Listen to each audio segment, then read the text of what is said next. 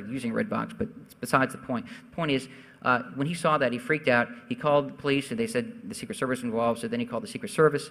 And despite him having sold a bunch of Redboxes to like co-workers, he was a Philadelphia public school teacher, he sold them to all his co-workers, that sort of thing. Despite that level of culpability, the Secret Service, who had sort of motivation to punish me for things that had nothing to do with tone dialers, had to do with distributing surveillance photos of some other undercover agents.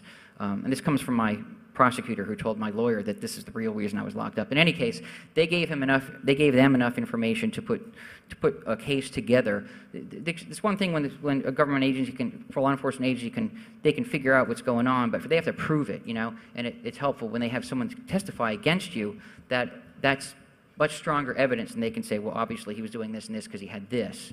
So, Bernie, do you think that person was afraid of what they were doing? They were selling Redboxes, you said, so they came forward so that they wouldn't get in trouble. Yes. And fingered you. Absolutely. And you were the bigger enemy because you were actually teaching people things and speaking out and being a lot more intelligent than just a common criminal. Yeah, I wasn't hiding this. I was publicly showing people here how to rebuild Redboxes at the First Hope Conference and at 2600 meetings and other stuff. So he, knowing that I was now locked up, was afraid that I was going to rat him out. It always was like you said, it's a divide and conquer thing. People are afraid who's going to rat who out first.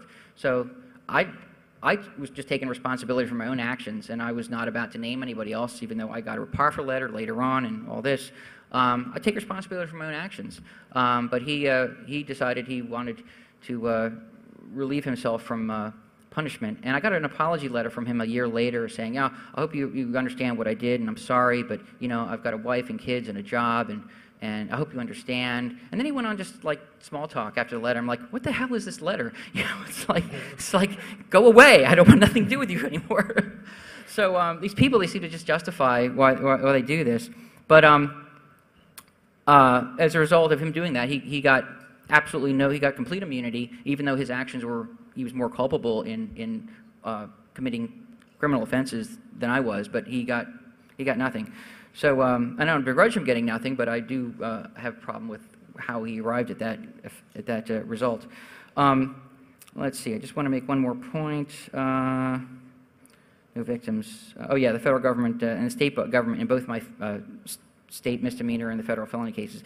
In both cases, they put in writing that there were no victims in my offenses.